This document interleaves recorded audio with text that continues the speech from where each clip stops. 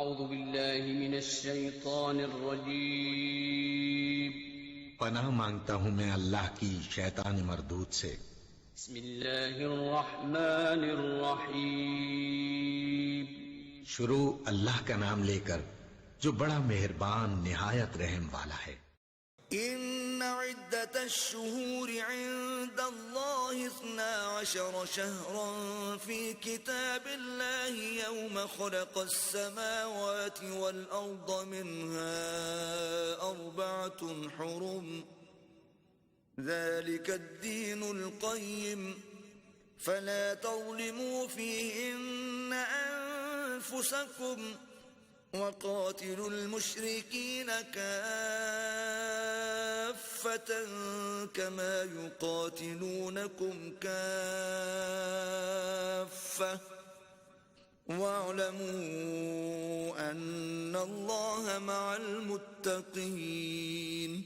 اللہ کے نزدیک مہینے گنتی میں 12 ہیں، یعنی اس روز سے کہ اس نے آسمان اور زمین کو پیدا کیا. کتاب اللہ میں برس کے 12 مہینے لکھے ہوئے ہیں، ان میں سے 4 مہینے ادب کے ہیں. یہی دین کا سیدھا رستہ ہے.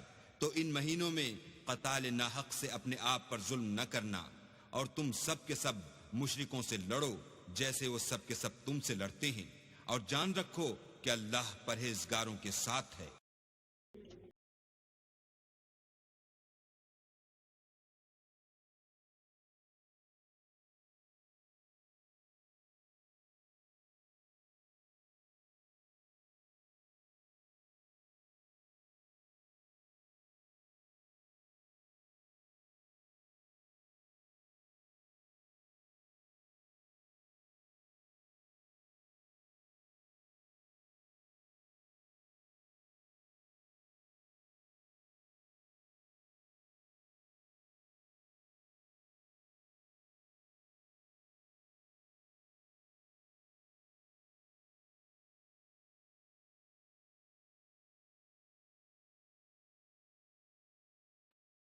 بسم اللہ الرحمن الرحیم. معزز ناظرین، آپ دیکھ رہے ہیں دینی تعلیمات کا پروگرام روشنی، اور میں ہوں آپ کا میزبان ڈاکٹر سرفراز احمد آوان. اس پروگرام میں آپ مختلف حوالوں سے قرآن و سنت کی تعلیمات سے آگاہ ہوتے ہیں. آج جس عنوان پر آپ گفتگو سنیں گے، میں آپ سے ابتدا میں ہی درخواست کرتا ہوں کہ اس کو ٹھنڈے دل سے اور خالی الذہن ہو کر سنیے، اس پر غور کیجیے، اور جو نقطہ نظر قرآن و سنت کی روشنی میں آپ کے سامنے آئے اسے ضرور پیش نظر رکھیے، اور پہلے سے موجود ایسے خیالات کہ جن کی تائید قرآن و سنت سے نہیں ہوتی ان سے بہرحال گریز کر کے اس فکر اور سوچ کو اپنے ذہن میں جگہ دیجیے جس کی تائید قرآن و سنت سے ہو رہی ہے. معزز ناظرین،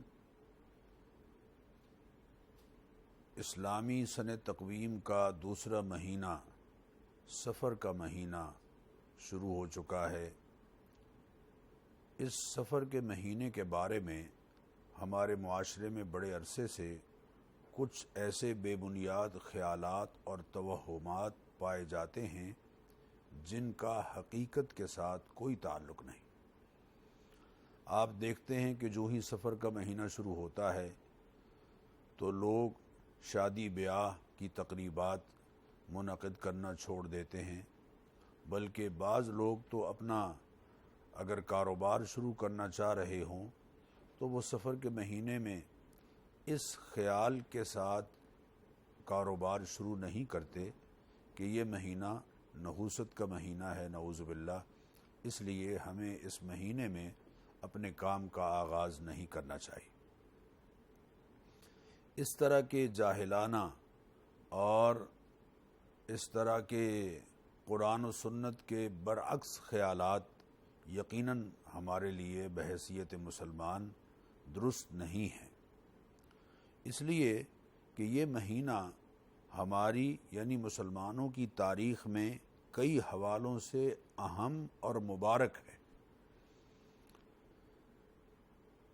آپ دیکھیے کہ مکہ مکرمہ سے نبی کریم علیہ الصلاۃ والتسلیمات نے مدینہ منورہ کی طرف ہجرت سفر کے مہینے میں کی۔ 27 ماہ سفر 13 نبوی، 15 اگست 621 کو نبی اکرم صلی اللہ تعالی علیہ وسلم نے سفر ہجرت کا آغاز کیا۔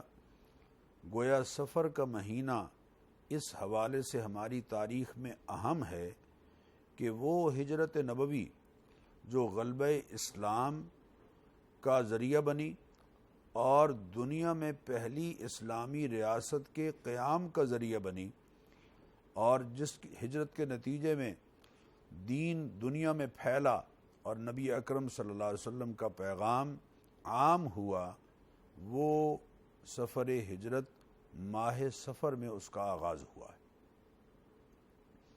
اسی طرح 12 سفر سن 2 ہجری یعنی 4 اگست 623 عیسوی کو مسلمانوں کو کفار کے ظلم و ستم سے بچاؤ کے لیے جہاد بالسیف کی اجازت ملی، قتال بالسیف کی اجازت ملی۔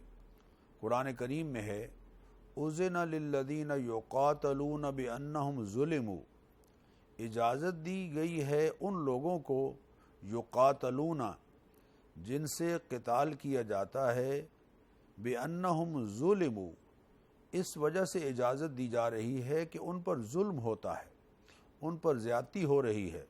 وَإِنَّ اللَّهَ عَلَى نَصْرِهِمْ لَقَدِيرٌ، اور بے شک اللہ تعالیٰ ان کی مدد کرنے پر پوری طرح قدرت رکھتا ہے۔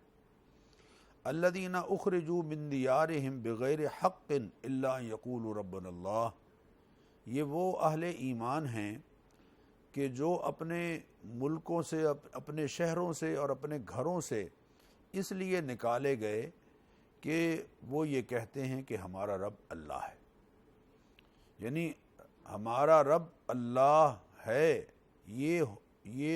یہ بات ان کے لیے گویا نعوذ باللہ جرم ٹھہری، اور اسی بنیاد پر ان کو ان کے گھروں سے، ان کی بستیوں سے، ان کے شہروں سے نکالا جا رہا ہے۔ وَإِنَّ اللَّهَ عَلَى نَصْرِهِمْ لَقَدِيرٌ، اور بے شک اللہ تعالیٰ ایسے لوگوں کی مدد کرنے پر یقیناً قدرت رکھتا ہے۔ چنانچہ اس اجازت کے بعد، یعنی یوں کہہ لیجئے کہ یہ دفاعی جنگ جس کی قرآن کریم میں اللہ تعالیٰ نے اجازت دی، یہ ماہ سفر میں اجازت ملی۔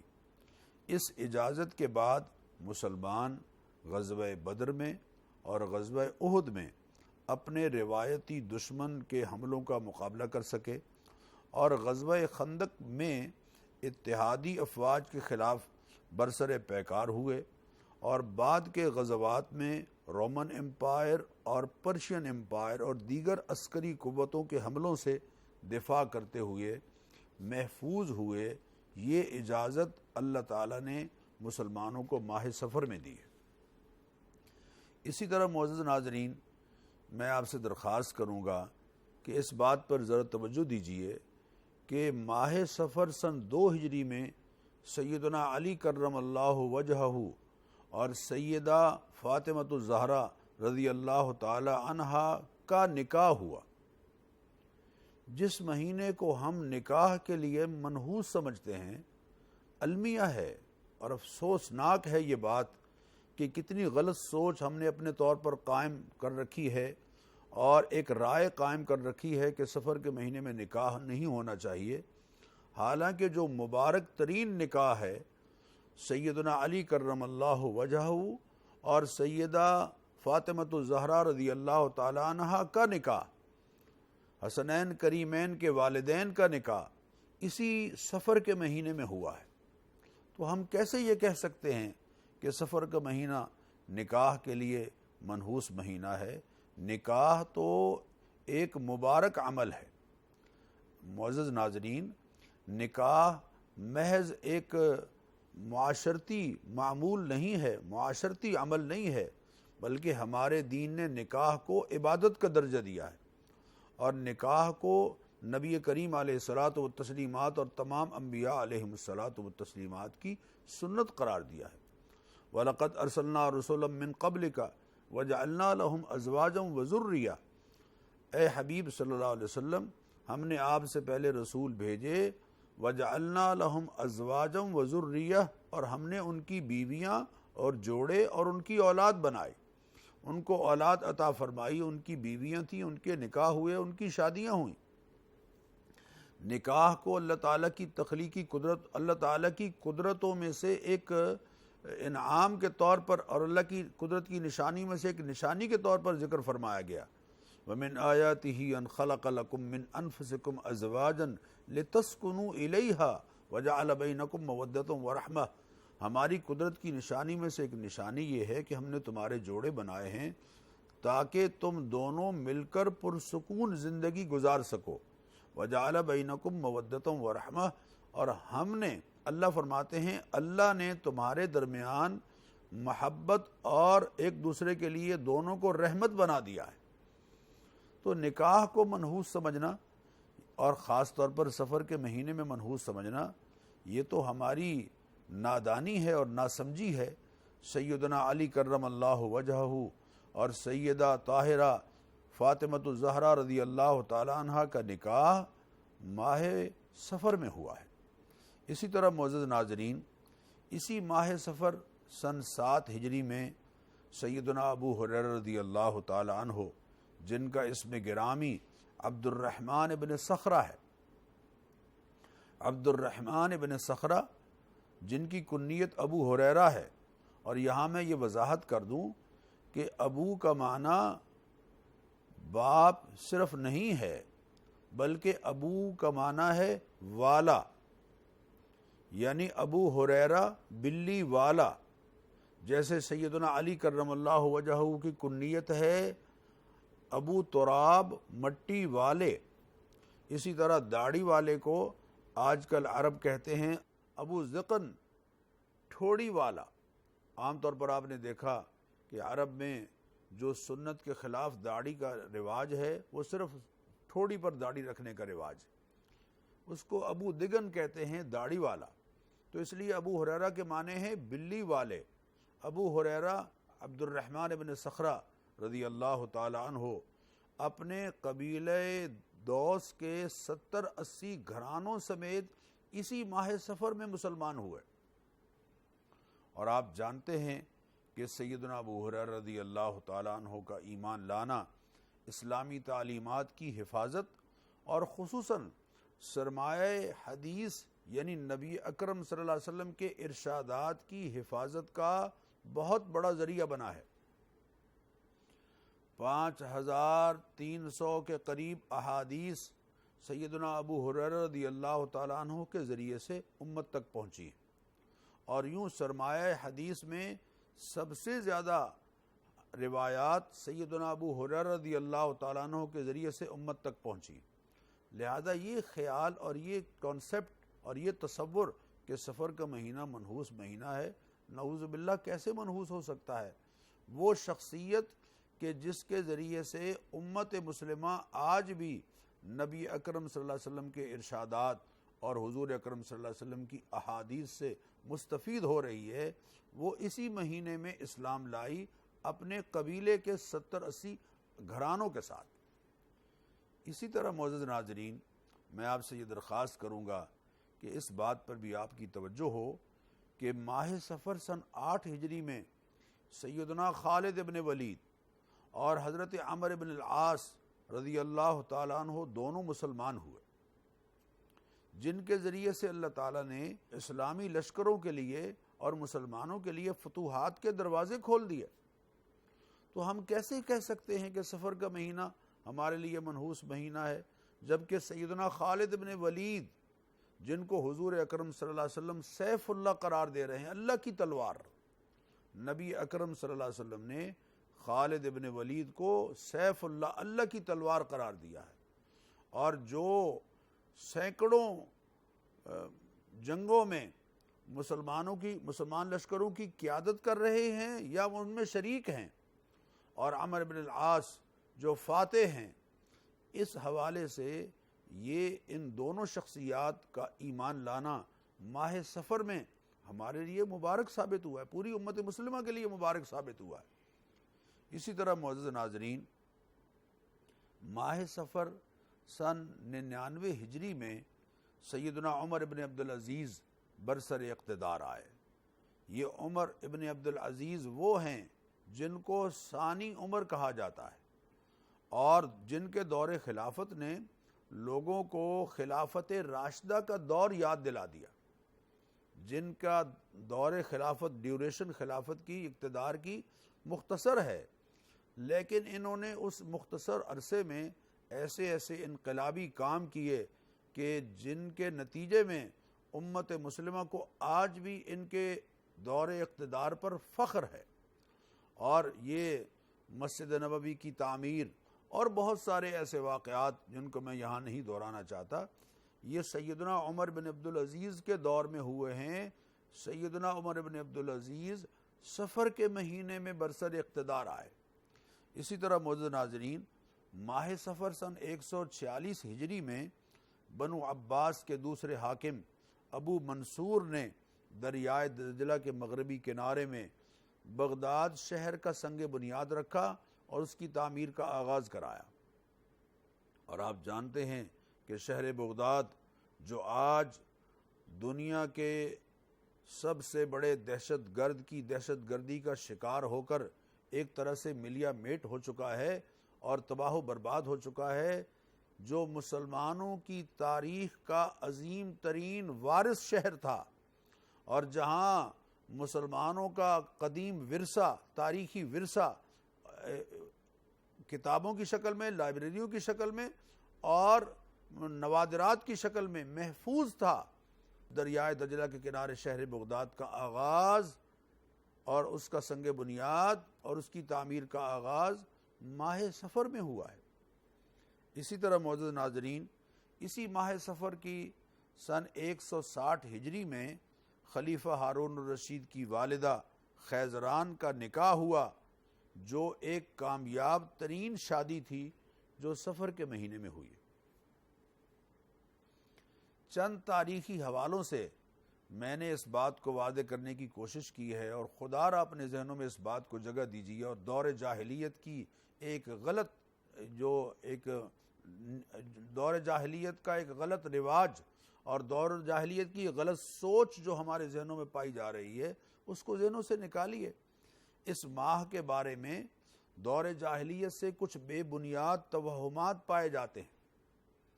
ان توہمات کی تاریخ خاصی قدیم ہے۔ نبی اکرم صلی اللہ علیہ وسلم کے اعلان نبوت سے پہلے عرب لوگ صفر کے مہینے کو منحوس سمجھتے تھے، لیکن اس نحوست کی ایک بنیاد تھی۔ ہمارے لیے تو اس نحوست کی کوئی بنیاد نہیں ہے، اور وہ بنیاد کیا تھی؟ حرمت والے 3 مہینے یعنی ذوالقعدہ، ذوالحجہ اور محرم۔ آپ جانتے ہیں ناظرین کہ حرمت والے 4 مہینے ہیں جن کا قرآن کریم میں اللہ تعالیٰ نے ذکر فرمایا، ان عدت الشہور عند اللہ 12 شہرا فی کتاب اللہ یوم خلق السماوات والارض منہا 4 حرم۔ جب سے اللہ تعالیٰ نے آسمان و زمین کو پیدا کیا ہے، مہینوں کی گنتی اللہ تعالیٰ کے ہاں 12 رہی ہے، اور ان 12 مہینوں میں سے 4 مہینے حرمت والے ہیں۔ وہ حرمت والے 4 مہینے ذوالقعدہ، ذوالحجہ، محرم لگاتار ہیں اوپر تلے، اور ایک رجب ہے جو شعبان اور جمادہ الثانیہ کے درمیان آتا ہے، جس کو ہم رجب المرجب کہتے ہیں۔ تو عرب کے ہاں حرمت والے 3 مہینوں کے دوران یعنی ذوالقعدہ، ذوالحجہ اور محرم کے دوران پورے خطہ عرب میں امن و امان رہتا تھا، چونکہ حجاج ٹریول کرتے تھے ذوالقعدہ میں، اور حجاج کرام ذوالحجہ میں حج کرتے تھے، اور حج کے مناسک سے فارغ ہونے کے بعد پھر محرم کے مہینے تک اپنے گھروں کو پلٹتے رہتے تھے۔ تو پورے خطہ عرب میں اتفاق کے ساتھ یہ بات طے تھی کہ ان مہینوں میں کوئی قافلوں کو لوٹے گا نہیں، کوئی کسی کے ساتھ زیادتی نہیں کرے گا، قتل و قتال نہیں ہوگا، جنگ نہیں ہوگی، اور قطعی طور پر یہ مہینے امن کے مہینے لوگوں کے ہاں ہمیشہ سے چلے آ رہے تھے۔ لڑائیاں رک جاتی تھی، قتل و غارت گری بند ہو جاتی تھی، لیکن ماہ محرم الحرام کے گزرتے ہی یکدم امن و امان ختم ہو جاتا، اور رکی ہوئی لڑائیاں دوبارہ شروع ہو جاتی، اور لوگ گھر بار چھوڑنے لگتے اور گھروں میں ویرانی چھا جاتی، جس پر عرب کہا کرتے تھے سفر المکان، مکان خالی ہو گیا۔ چنانچہ یہ سفر کا معنی خالی ہونا ہے، اور عرب کے ہاں اس کو خالی ہونے کا مہینہ کہا کرتے تھے۔ آج بھی ہمارے معاشرے میں سادہ لو لوگ اس کو خالی کا مہینہ کہتے ہیں۔ یوں یہ مہینہ خطہ عرب کے لوگوں کے لیے ان کی ملکی اور علاقائی انتشار کی وجہ سے منحوس بن جاتا تھا، ان کے ملکی اور علاقائی انتشار کی وجہ سے منحوس ہوتا تھا، ورنہ فی نفسی اس مہینے میں کسی طرح کی نحوست یقیناً نہیں تھی۔ معزز ناظرین، نبی کریم علیہ الصلاۃ والتسلیمات نے تشریف لا کر جہاں زمانے جاہلیت کے دیگر غلط عقائد اور نظریات کا خاتمہ کیا، وہیں عرب کے اس عقیدے کو بھی غلط قرار دیا کہ کوئی مہینہ یا کوئی پرندہ یا جانور یا گھڑی منحوس ہوتی ہے۔ خدا را اس بات کو اپنے ذہنوں میں جگہ دیجئے اور بحیثیت مسلم اس کو اپنے عقیدے کے طور پر قبول کیجئے کہ اسلام نے ہمیں یہ عقیدہ دیا ہے کہ کوئی مہینہ یا سال کا کوئی دن، کوئی مہینہ یا مہینے کا یا سال کا کوئی دن، رات یا دن کی کوئی گھڑی منحوس نہیں ہوتی۔ اسی طرح کسی فرد، کسی قوم، کسی جانور اور کسی پرندے میں کسی لحاظ سے کوئی نحوست نہیں ہوتی۔ نہ تاریخوں میں کوئی نحوست ہے، نہ کسی پرندے میں کوئی نحوست ہے، نہ گھر کا منحوس ہونا یہ شرعاً اس کا تصور درست ہے، نہ کسی کاروبار میں کوئی نحوست ہے، نہ کسی پرندے میں، نہ کسی فرد میں، نہ کسی تاریخ میں، نہ کسی مہینے میں، نہ کسی گھڑی میں قطعاً نحوست نہیں ہے۔ نبی اکرم صلی اللہ علیہ وسلم نے کچھ دنوں کو اور کچھ گھڑیوں کو اور کچھ مقامات کو مبارک تو قرار دیا ہے، اور کچھ چیزوں کو نیک شگون کے حوالے سے نبی اکرم صلی اللہ علیہ وسلم نے ان کی وضاحت فرمائی ہے، لیکن منحوس اور نامبارک کسی کو نہیں کہا۔ مثلا آپ دیکھیے کہ کچھ چیزوں کو، کچھ دنوں کو اور کچھ گھڑیوں کو اور کچھ مقامات کو نبی اکرم صلی اللہ علیہ وسلم نے جو مبارک قرار دیا، اس کے حوالے سے ہم قرآن کریم کا جب جائزہ لیتے ہیں تو یہ بات معلوم ہوتی ہے کہ قرآن کریم میں بعض مقامات کو اور بعض چیزوں کو مبارک قرار دیا گیا ہے۔ قرآن کریم میں شہر مکہ کے بارے میں اللہ تعالیٰ کا ارشاد گرامی ہے، ان اول بیت وضع للناس للذی ببکۃ مبارکا، بے شک پہلا گھر جو انسانوں کے لیے عبادت کی خاطر بنایا گیا ہے وہ مکہ مکرمہ میں ہے، مبارکن، اور یہ گھر بہت برکتوں والا ہے۔ یہاں خانہ کعبہ کو اللہ تعالیٰ نے مبارک قرار دیا ہے۔ اسی طرح قرآن کریم میں جہاں اللہ تعالیٰ نے قرآن کریم کے نازل ہونے کی رات کا تذکرہ فرمایا کہ جس رات میں قرآن کریم نازل ہوا ہے، اس کا جب تذکرہ فرمایا تو فرمایا انا انزلناہ فی لیلۃ مبارکۃ، بے شک ہم نے اس قرآن کریم کو ایک ایسی رات میں نازل کیا کہ جو مبارک ہے، بہت برکتوں والی ہے۔ اسی طرح قرآن کریم میں بارش کے پانی کا جب ذکر فرمایا تو ارشاد فرمایا وَنَزَّلْنَا مِنَ السَّمَاءِ مَاءً مُبَارَكًا فَأَنبَتْنَا بِهِ جَنَّاتٍ وَحَبٍّ وَحَصِيدٍ وَالنَّخْلَ بَاسِقَاتٍ لَهَا، سورہ قاف میں ہے۔ وَنَزَّلْنَا مِنَ السَّمَاءِ مَاءً مُبَارَكًا، ہم نے تھوڑا تھوڑا کر کے آسمان سے ایک ایسا پانی اتارا کہ جو اپنے اندر بہت برکتیں لیے ہوئے۔ آپ جانتے ہیں کہ بارش کا پانی ایک حیات کا ذریعہ ہے، انسانی جو تقاضے ہیں اور جو ضرورتیں ہیں انسان کے خوراک کے حوالے سے اور بہت حوالوں سے، بلکہ قرآن نے تو یہ کہا کہ وَأَنزَلْنَا مِنَ الْمَاءِ كُلَّ شَيْءٍ حَيٍّ، ہم نے ہر چیز کی زندگی پانی کے ذریعے سے رکھی ہے۔ زمین مردہ ہوتی ہے، اس پر پانی برستا ہے، زمین زندہ ہو جاتی ہے، اور پھر اس سے اللہ فرماتے ہیں کہ باغات، غلے اور کھجوریں اور بہت ساری نعمتیں ہیں جو زمین کے ذریعے سے انسان حاصل کرتا ہے۔ اس لیے اس پانی کو اللہ تعالیٰ نے قرآن کریم میں وَنَزَّلْنَا مِنَ السَّمَاءِ مَاءً مُبَارَكًا، پانی، بارش کے پانی کو مبارک پانی قرار دیا ہے۔ اسی طرح قرآن کریم میں اللہ تعالیٰ نے قرآن کریم کے بارے میں 4 مقامات پر یہ فرمایا کہ یہ کتاب ہے جو بہت مبارک ہے۔ ارشاد فرمایا ھذا ذکر مبارک انزلناہ افانتم لہ منکرون، یہ ایک ذکر ہے، نصیحت کا سامان ہے جو مبارک ہے، جو ہم نے اس کو اتارا ہے، کیا تم اب بھی اس کا انکار کرتے ہو؟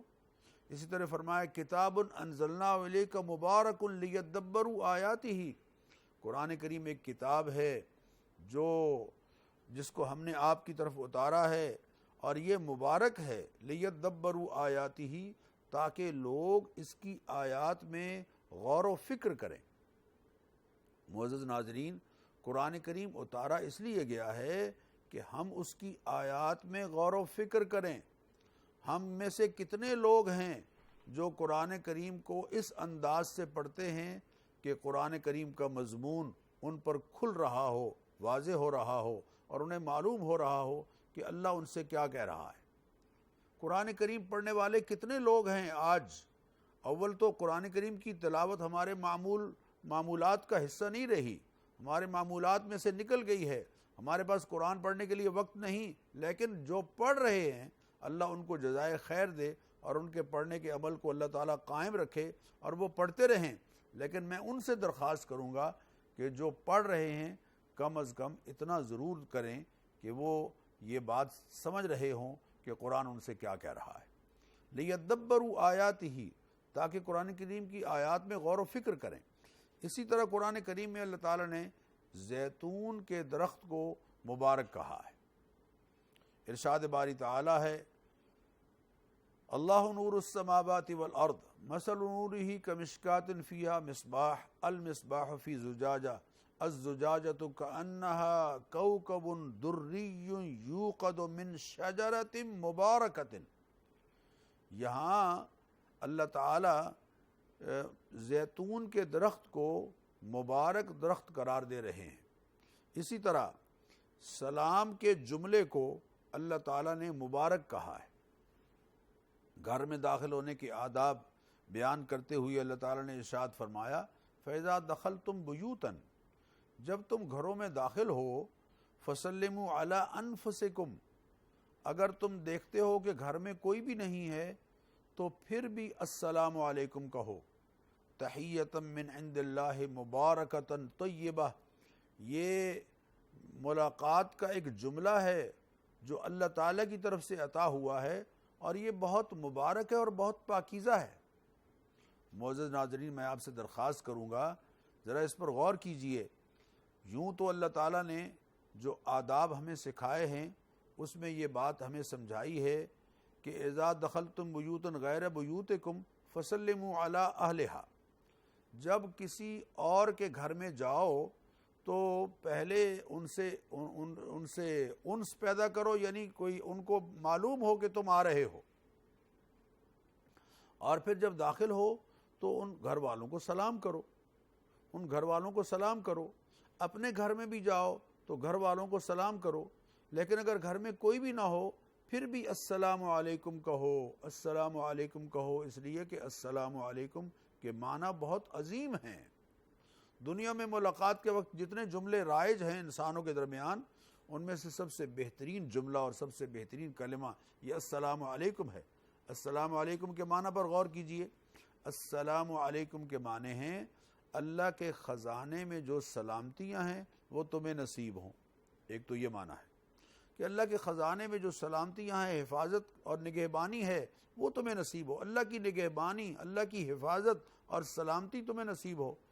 اور دوسرا معنی اس کا یہ ہے کہ کہ السلام علیکم، وہ ہستی جو السلام ہے، السلام اللہ کا صفاتی نام ہے، وہ ہستی جو السلام ہے وہ تمہاری نگہبان ہو، وہ تمہاری حفاظت کرنے والی ہو، وہ تمہیں شر سے محفوظ کرنے والی ہو، وہ تمہیں دکھ درد اور پریشانی اور شیطان کے وسوسوں اور شیطان کی شرارتوں سے تمہاری حفاظت کرنے والی ہو، وہ دشمنوں کے شر سے تمہیں بچانے والی ہو۔ السلام علیکم، وہ ذات جو السلام ہے وہ تمہاری نگہبان ہو۔ تو میں آپ سے یہ درخواست کروں گا کہ اس کو اپنے معمول میں لائیے۔ ایک روایت میں تو یہ بیان کیا گیا ہے کہ جب کوئی آدمی گھر میں داخل ہوتا ہے تو سب سے پہلے السلام علیکم کہتا ہے، پھر ایک مرتبہ سورہ اخلاص پڑھتا ہے، قل هو اللہ احد اللہ الصمد لم یلد ولم یولد ولم یکن لہ کفوا احد، اور ایک مرتبہ درود شریف پڑھتا ہے، جو بھی مسنون درود اس کو یاد ہے، اللہم صلی علی سیدنا محمد وعلی آل سیدنا محمد وبارک وسلم، یا نماز میں جو درود شریف پڑھتے ہیں وہ پڑھ لیتا ہے۔ جو شخص اپنے گھر میں داخل ہوتا ہے، کوئی موجود ہو یا نہ ہو، وہ یہ 3 کام کرے۔ پہلے گھر میں داخل ہوتے ہی السلام علیکم ورحمۃ اللہ کہے، اور پھر سورہ اخلاص پڑھے، اور پھر درود شریف پڑھے، تو اللہ تعالی اس کو رزق کی فراوانی عطا فرما دے، رزق اس کے گھر میں گھسے گا، داخل ہوگا۔ یہ بہت مبارک بات ہے۔ تو اس لیے میں آپ سے عرض کروں کہ سلام کو بھی اللہ تعالیٰ نے مبارک جملہ کہا ہے، اذا دخلتم بیوتا فسلموا علی انفسکم تحیۃ من عند اللہ مبارکۃ طیبہ۔ یہ السلام علیکم کا جملہ یہ مبارک ہے اور پاکیزہ ہے، لیکن یہاں میں ایک اصلاح کروں گا، خدا را اس پر توجہ دیجئے۔ ہم عام طور پر السلام علیکم نہیں کہتے، ہم کہتے ہیں السلام علیکم، السلام علیکم۔ لام کے بغیر سام کے معنی موت ہے۔ جب ہم کہتے ہیں السلام علیکم تو اس کا معنی ہے تم جلدی مرو۔ دوسرا بھی جواب میں کہہ دیتا ہے السلام علیکم، آپ بھی مر جائیں، لا حول ولا قوت الا باللہ۔ اسی طرح السلام علیکم، یہ جو ہم پنجابی میں کہتے ہیں، اس لہجے کو بدلیے، السلام علیکم ورحمۃ اللہ اصل لہجہ ہے، اور السلام علیکم کے معنی ہیں تم پر موت ہو، اور جواب میں کہتے ہیں السلام علیکم، آپ پر بھی موت ہو۔ تو خدا را اس جملے کو درست کیجئے، السلام علیکم، اور اس کا جواب ہے وعلیکم السلام ورحمۃ اللہ۔ قرآن کریم اللہ نے فرمایا اذا حییتم بتحیۃ فحیوا باحسن منہا او ردوہا، جب تمہیں کوئی سلام کرے تو اس کے سلام کا عمدگی سے جواب دو، فحیوا باحسن منہا، اس کے سلام سے احسن اور عمدہ جواب تمہیں دینا چاہیے۔ اور عمدہ جواب کیا ہے؟ جو کوئی السلام علیکم کہے تو آپ کہیں وعلیکم السلام ورحمۃ اللہ، اور اگر کوئی کہے السلام علیکم ورحمۃ اللہ تو آپ جواب میں کہیں وعلیکم السلام ورحمۃ اللہ وبرکاتہ۔ تو یہ ہے احسن جواب۔ اور نبی اکرم صلی اللہ علیہ وسلم نے السلام علیکم کہنے پر 10 نیکیاں، اور ورحمۃ اللہ کہنے پر 20 نیکیاں، اور وبرکاتہ ساتھ میں شامل کرنے پر 30 نیکیوں کی بشارت سنائی ہے۔ اور سلام کرنا مستحب ہے، جواب دینا واجب ہے۔ اور حضور نے فرمایا جو سلام میں پہل کرتا ہے وہ کبر سے اور تکبر سے اور غرور سے بری ہے، اور فرمایا کہ چلتا ہوا بیٹھے پر سلام کرے، اور باہر سے آنے والا جو پہلے سے بیٹھے ہوئے موجود افراد ہیں ان کو سلام کرے۔ ہم سمجھتے ہیں کہ گھر میں اگر خواتین ہیں یا مثلا شوہر باہر سے آئے ہیں اور بیوی پہلے موجود ہے تو اس کو سلام کرنا عار سمجھتے ہیں، یہ غلط بات ہے۔ ان کو بھی ضرورت ہے دعا کی، وہ بھی محتاج ہے دعا کی، آپ کا گھر محتاج ہے دعا کا۔ بندگان خدا دعا میں کیوں بخیلی کرتے ہو؟ آج کل ہمارے معاشرے میں جو رواج پڑ رہا ہے، لوگ ایک دوسرے کو سلام نہیں کرتے۔ حضور اکرم صلی اللہ علیہ وسلم نے فرمایا جس کو تم پہچانتے ہو اس کو بھی سلام کرو، اور جس کو نہیں پہچانتے اس کو بھی سلام کرو۔ آج کل ہمارا سلام مقصد کے ساتھ ریلیٹڈ ہو گیا ہے کہ جس سے کوئی مقصد ہے اور جس سے کوئی کام لینا ہے یا جس سے کوئی غرض ہے اس کو سلام کریں گے، باقی کسی کو سلام نہیں کریں گے۔ خیر، میں عرض کر رہا ہوں کہ اللہ تعالیٰ نے قرآن کریم میں کئی چیزوں کو مبارک قرار دیا ہے۔ مثلا سیدنا عیسیٰ علیہ السلام کے تذکرے میں اللہ تعالیٰ نے حضرت عیسیٰ علیہ السلام کی بات سورہ مریم میں ان الفاظ میں ذکر فرمائی، وَجَعَلَنِي مُبَارَكًا أَيْنَمَا كُنْتُ، اللہ تعالیٰ نے مجھے مبارک بنایا ہے میں جہاں کہیں بھی ہوں گا۔ سورہ مریم کی آیت نمبر 31 میں ہے وَجَعَلَنِي مُبَارَكًا أَيْنَمَا كُنْتُ وَأَوْصَانِي بِالصَّلَاةِ وَالزَّكَاةِ، اور اللہ تعالیٰ نے مجھے وصیت کی ہے، تاکیدی حکم جاری کیا ہے نماز پڑھنے کا، زکوٰۃ کی ادائیگی کا۔ تو یہاں حضرت عیسیٰ علیہ السلام کو اللہ تعالیٰ مبارک قرار دے رہے ہیں، مبارک ہستی، محترم ہستی، پاکیزہ ہستی۔ اسی طرح کوہ طور پر موجود درخت جس پر انوار ربانی کا نزول ہو رہا تھا، اور سیدنا موسیٰ علیہ السلام اس درخت کے قریب گئے تو آگ لینے کے لیے گئے اور پیغمبری مل گئی۔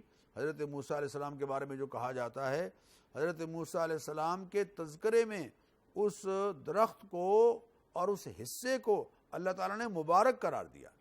ارشاد باری تعالیٰ ہے فَلَمَّا أَتَاهَا نُودِيَ مِنْ شَاطِئِ الْوَادِ الْأَيْمَنِ فِي الْبُقْعَةِ الْمُبَارَكَةِ مِنَ الشَّجَرَةِ أَن يَا مُوسَىٰ أَنِّي أَنَا اللَّهُ رَبُّ الْعَالَمِينَ۔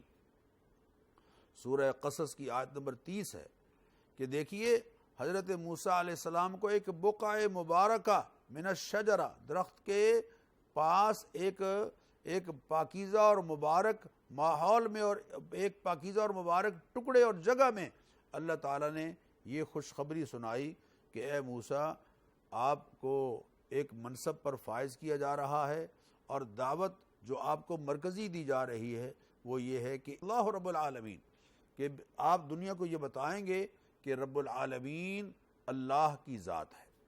اسی طرح نبی کریم علیہ الصلاۃ والتسلیمات نے رمضان کے مہینے کو شہر مبارک قرار دیا ہے۔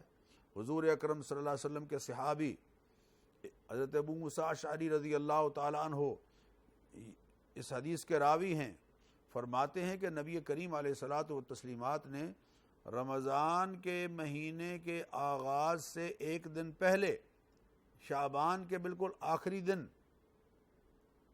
خطبنا رسول اللہ صلی اللہ علیہ وسلم فی آخر یوم من شعبان، شعبان کے آخری روز نبی اکرم صلی اللہ علیہ وسلم نے خطبہ ارشاد فرمایا۔ اس خطبے میں آپ نے ارشاد فرمایا کہ قد اذلکم شہر عظیم شہر مبارک، لوگو تم پر ایک عظمتوں والا مہینہ سایہ فگن ہونے والا ہے، نصیب ہونے والا ہے، جو بہت برکتوں والا مہینہ ہے، جو بہت مبارک مہینہ ہے، جس کے اندر اللہ تعالیٰ نے بہت برکتیں رکھ دی ہیں۔ ان قرآنی آیات اور ارشادات نبوی سے یہ واضح ہوا کہ ہمارے ہاں کچھ ایام یعنی کچھ دن اور کچھ راتیں اور کچھ مقامات اور کچھ چیزیں اور کچھ افراد کو تو مبارک کہا گیا ہے، لیکن کوئی دن، کوئی گھڑی، کوئی جگہ، کوئی فرد، کوئی پرندہ یا کوئی جانور منحوس نہیں قرار دیا گیا۔ نبی کریم علیہ الصلاۃ والتسلیمات کسی چیز سے یا نام سے اچھا شگون تو لے لیتے تھے، اچھا شگون لینا یہ میرے آقا صلی اللہ علیہ وسلم کی سنت ہے، اچھا شگون تو لے لیتے تھے، لیکن بدشگونی اور بدفعلی کو آپ نے شرک جیسا جرم قرار دیا ہے۔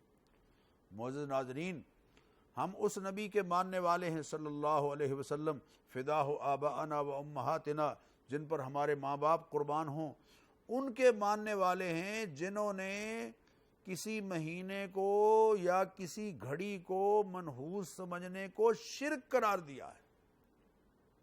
آپ صلی اللہ علیہ وسلم کا ارشاد گرامی ہے، اور اس حدیث کے راوی حضرت عبداللہ بن مسعود رضی اللہ تعالیٰ عنہ ہیں، فرماتے ہیں حضور اکرم صلی اللہ علیہ وسلم نے ارشاد فرمایا الطیرۃ شرکن، الطیرۃ شرکن، الطیرۃ شرکن، قالہ ثلاثا، نبی اکرم صلی اللہ علیہ وسلم نے 3 مرتبہ یہ جملہ ریپیٹ کیا، 3 مرتبہ دہرایا کہ لوگوں، بدشگونی لینا یہ شرک ہے، بدشگونی لینا یہ شرک ہے۔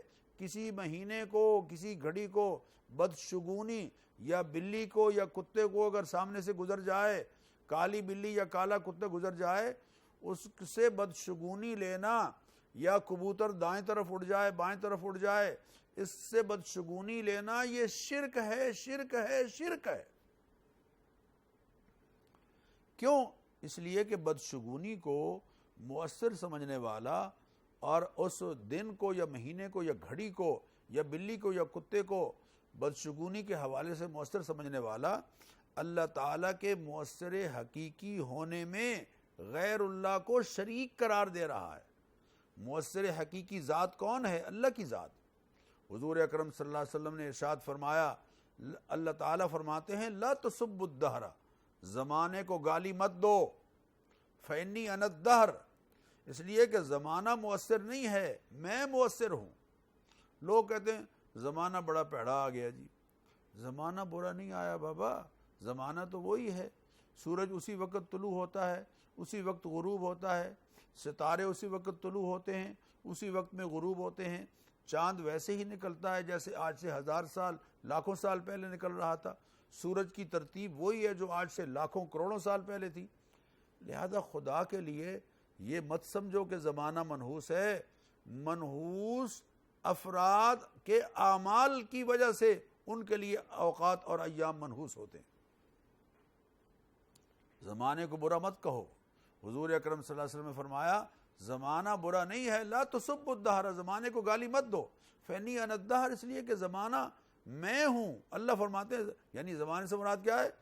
مؤثر حقیقی ذات، اثر انداز ذات، قدرت کے ساتھ فیصلے کرنے والی اور فیصلوں کو نافذ کرنے والی ذات، اللہ کی ذات۔ میں آپ سے یہ درخواست کروں گا، آج کل ہمارے ہاں ایک اور جملہ بڑا عام ہے، وہ یہ ہے کہ جناب نیکی دا ہن زمانہ نہیں رہا۔ آپ سنتے ہیں لوگوں سے کہ جی جناب حضرت صاحب ہن نیکی دا زمانہ نہیں رہا۔ یہ لوگ جو یہ جملہ کہتے ہیں کہ نیکی کا زمانہ نہیں رہا، یہ دراصل نیکی کا صلہ لوگوں سے طلب کرنا چاہتے ہیں کہ جن لوگوں کے ساتھ انہوں نے نیکی کی وہ انہوں نے اس کا کوئی رسپانس اچھا نہیں دیا، تو لوگ کیا کہنے لگے کہ جی نیکی کا زمانہ نہیں رہا۔ بھئی نیکی کا زمانہ تو آج بھی ویسے ہی ہے جیسے آج سے 1000 سال پہلے نبی اکرم صلی اللہ علیہ وسلم کے زمانہ مبارک میں، آج سے 1400 سال 1500 سال پہلے جو تعلیمات آپ نے دی ہیں آج بھی بالکل ویسی کی ویسی ہی ہیں، اور آنے والا کل بھی نبی اکرم صلی اللہ علیہ وسلم کا کل ہے۔ آپ قیامت تک آنے والے انسانوں کے لیے ویسے ہی نبی اور رسول ہیں جیسے کہ مکہ مکرمہ کے اور مدینہ منورہ کے لوگوں کے لیے بحیثیت نبی اور رسول، بلکہ آفاقی اور یونیورسل طور پر مکلف افراد کے لیے رسول بن کر تشریف لائے۔ اس لیے یہ کہنا کہ جی نیکی دا زمانہ نہیں رہا، اس کا مطلب یہ ہے کہ ہم لوگوں سے صلہ طلب کر رہے ہیں نیکی کا صلہ لوگوں سے طلب کرنا، یہ تو ریاکاری ہے، اس سے تو عمل ضائع ہو جاتا ہے۔ نیکی کا صلہ اللہ سے طلب کرنا ہے، نیکی کا اجر اللہ سے لینا ہے۔ قرآن کریم میں اللہ تعالیٰ نے بار بار ہمیں اس بات کا درس دیا ہے اور حکم دیا ہے، اور حضور اکرم صلی اللہ علیہ وسلم نے ہمیں یہ بات سمجھائی ہے کہ جو نیکی تم کر رہے ہو وہ اللہ کی رضا اور خوشنودی کے لیے کر رہے ہو، اس کا صلہ بھی اللہ تعالیٰ تمہیں عطا فرمائیں گے۔ من کان یرید حرث الآخرۃ نزد لہ فی حرثہ، جو شخص آخرت میں سرخروئی اور سرفرازی کے لیے نیکی کرتا ہے، اللہ تعالیٰ فرماتے ہیں اس کی کھیتی میں ہم اضافہ کرتے ہیں، یعنی اس کو اجر عطا فرمائیں گے۔ ومن کان یرید الحیات الدنیا، اور جو دنیا کی خاطر ہی اپنے اچھے اعمال کر رہا ہے لیکن صلہ چاہتا ہے دنیا سے، تو کل قیامت کے دن اللہ تعالیٰ فرمائیں گے کہ جن کی خوشنودی اور جن سے صلہ مانگنے کے لیے تم نے یہ عمل کیا تھا آج اجر بھی ان سے لے لو۔ تو لہٰذا میں عرض کر رہا ہوں کہ حضور اکرم صلی اللہ علیہ وسلم نے فرمایا کہ الطیرۃ شرک، کہ یہ بدشگونی لینا یہ شرک ہے۔ حضرت قبیصہ اس حدیث کے راوی ہیں کہ نبی اکرم صلی اللہ علیہ وسلم نے ارشاد فرمایا العیافۃ والطرق والطیرۃ من الجبت۔ حضور اکرم صلی اللہ علیہ وسلم نے فرمایا کہ پرندوں کو اڑا کر، جو عرب کا سٹائل تھا، پرندوں کو اڑا کر فال لینا کہ دائیں جائے گا تو پازیٹیو اور بائیں جائے گا تو نیگیٹو، دائیں جائے گا تو سفر کریں گے، بائیں جائے گا تو نہیں کریں گے، اور رمل کا عمل کرنا اور بدشگونی لینا، یہ سب شرکیہ حرکتیں ہیں۔ العیافۃ والطرق والطیرۃ من الجبت، یہ شرک ہے۔ اسی طرح ارشاد فرمایا لیس منا من تطیر، جس نے بدشگونی لی وہ ہمارا نہیں ہے، او تطیر لہ، جس کے لیے بدشگونی لی جائے وہ بھی ہمارا نہیں ہے، او تکہانا، جس نے قسمت کا حال بتایا، مستقبل کی خبریں دی، وہ ہمارا نہیں ہے، او تکہن لہ، یا جو قسمت کا حال معلوم کرنے گیا اس کا ہم سے کوئی تعلق نہیں، او سحرا، یا جو خود جادو کرے، او سحر لہ، یا جس کے لیے جادو کیا جائے وہ ہمارا نہیں ہے۔ ومن اتا کاہنن، جو کسی کاہن کے پاس، ٹیوا لگانے والے، حالات بتانے والے کے پاس گیا، فصدقہ بما یقول، اور اس نے جو کہا اس نے اس کی تصدیق کی، فقد کفر بما انزل علی محمد، وہ انکار کر رہا ہے اس قرآن کا اور اس دین کا جو حضرت محمد صلی اللہ علیہ وسلم پر اترا ہے۔ معزز ناظرین، میں آپ سے یہ درخواست کروں گا، یہ سفر کے مہینے کی نحوست کے حوالے سے انشاءاللہ العزیز آئندہ پروگرام میں بھی ہم قرآن و سنت کی روشنی میں بات کریں گے، چونکہ وقت محدود ہے اور آج کے پروگرام روشنی کا وقت ابھی اختتام کو پہنچ رہا ہے۔ آپ اسکرین پر دیکھ رہے ہیں، ہمارا واٹس ایپ کا نمبر بھی ہے اور ای میل کا ایڈریس بھی ہے۔ آپ اپنی آراء سے اور اپنے سوالات سے اس سہولت کو استعمال میں لاتے ہوئے ہمیں نوازیے اور ہمیں رائے سے آگاہ کیجیے، اپنے سوالات بھیجیے۔ انشاءاللہ العزیز آپ کے سوالات کو پروگرام میں شامل کریں گے، ان کے جوابات قرآن و سنت کی روشنی میں ذکر کریں گے۔ آئندہ پروگرام تک کے لیے مجھے اجازت دیجیے، بہت شکریہ۔ السلام علیکم ورحمۃ اللہ وبرکاتہ۔